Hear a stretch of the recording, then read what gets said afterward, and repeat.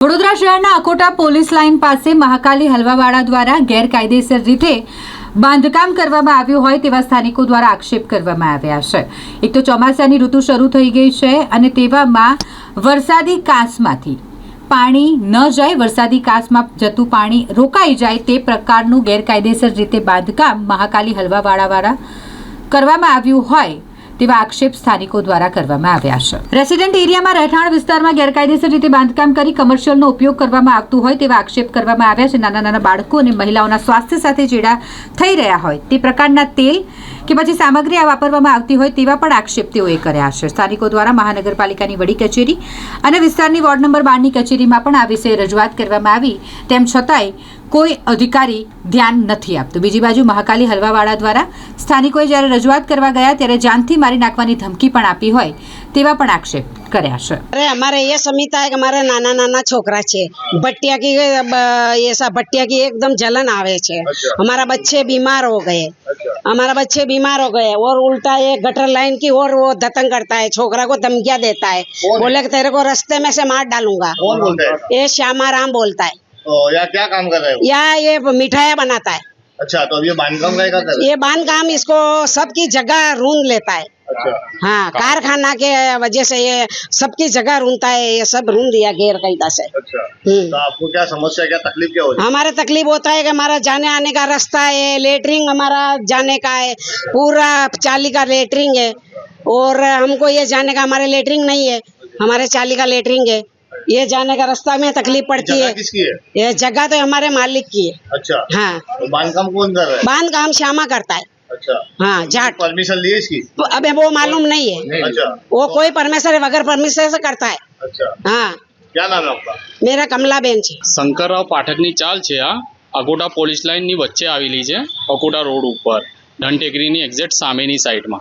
અમારે અહીંયા બાજુમાં જ મકાન છે, અહીંયા બધા રહીશો રહે છે, કમસે કમ 15 થી 20 ફેમિલીઓ રહે છે, બધાના નાના નાના છોકરાઓ છે। અહીંયા વચ્ચે એક ભાઈ છે, એનું મકાન તો ઓલરેડી હતું અહીંયા, પણ ગેરકાયદેસર પાછળની રીતે એ બાંધકામ કરે છે અને અહીંયા કારખાનું મોટું બનાવે છે।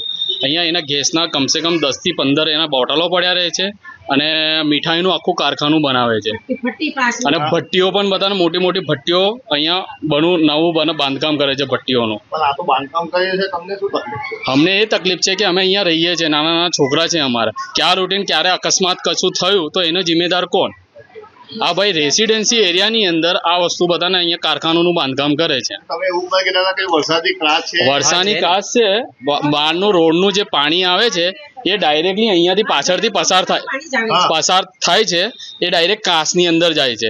એ કાચને પણ આખી પૂરી નાખી છે અને આખું બધા એના ઉપર બીમ લઈ લીધું છે અને એ કાચને પૂરી કરી નાખે। 2-4 ચેમ્બરો પણ બનેલા છે, એ આખું ચેમ્બર બ્લોક કરી દીધું છે। બાંધકામની કોઈ પરમિશન લીધી છે? કોઈ પરમિશન નહીં લીધેલી। તમે આની કઈ રજૂઆત મેં આપણે શું કહેવાય ખંડેરાવ માર્કેટની અંદર દબાણ શાખાની અંદર પણ મેં બધાને રજૂઆત કરી આવ્યો છું અને વોર્ડ નંબર 12ની અંદર, વોર્ડ નંબર 12 જ લાગે, વોર્ડ નંબર 12ની અંદર પણ મેં મૌખિક પણ રજૂઆત કરી છે અને લેખિતમાં પણ રજૂઆત કરી છે। કોઈ અધિકારીઓને એક અધિકારી આવ્યા હતા હમણાં બપોરે 3 વાગે, એ જોઈને ગયા હતા કે મેં ઉપર સાહેબથી વાત કરું છું। એના પછી તમે શું માંગ છો? અમારી માંગ એટલી જ છે કે આ ભાઈ આનું છે ને શું કહેવાય કારખાનું જે એનું ગેરકાયદેસર એનું કારખાનું બાંધકામ થાય છે એની ભટ્ટીઓ હટી જવી જોઈએ અને અહીંયાનું આપણે જે મીઠાઈનું જે કારખાનું બને છે કારખાનું બાંધકામ નહીં થવું જોઈએ। અહીંયા રેસિડેન્સી એરિયો છે, રેસિડેન્સી एरियो રહેવા दे, એનું કોમર્शियल यूज ना થાય। મારું નામ नरेश भाई। मेरा नाम बाबूलाल है। मैं शंकरराव पाठक की चाल में अकोटा पुलिस लाइन के बाजू में है। अच्छा, कहने का मतलब ये है कि समाराम जाट, कहने का मतलब यह कारखाना चला रहा है गैरकायदेसर। अच्छा, इसमें क्या है कि जैसे गैस के बाटले 10-10, 15-15 गैस के बाटले पड़े रहते हैं और हमारे रेसिडेंट एरिया है। अच्छा, छोटे छोटे बच्चे, ये भट्टी की भाप उठती है। अच्छा, छोटे छोटे बच्चे सब बीमार हो जाते हैं। तो इसके लिए क्या है साहब, हम अर्जी भी करी 2-3 बार, तो अर्जी कोई सुनने ही नहीं आते। कुछ भी होता है इनसे फ़ोन, लेकिन ये कुछ भी चीज़ वहाँ की वहाँ दबा देता है। इसके लिए साहब क्या है कि हमारे ऊपर हर चीज़ से दबाण कर रखा है और हम कोई बोलेंगे तो ये 40 वाले से सबसे कहीं से झगड़ा करवाएंगे, जैसे हमको आपस में दबा देंगे कि भैया तुम नहीं बोलने का, तारे को बैठ जाने का।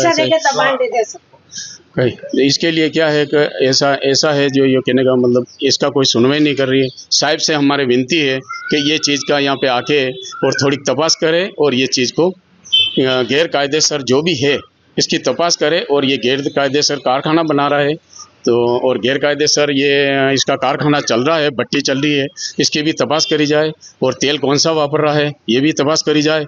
इसके लिए इतनी विनती है साहिब लोगों से हमारे जो ये चीज़ का નિકાલ કરે। આ શંકરરાવ પાઠકની ચાલ છે અને આ ગેરકાયદેસર આપણે ભઠ્ઠીઓ ચલાવે છે અહીંયા આગળ અને બીજું ગેરકાયદેસર આ દબાણ કરી રાખ્યું છે કોના દ્વારા દબાણ કરવામાં આવ્યું? આ કારખાનાના હિસાબથી। કોણ છે એનો માલિક કોણ છે? માલિક તો સમારામ માલિક નથી એ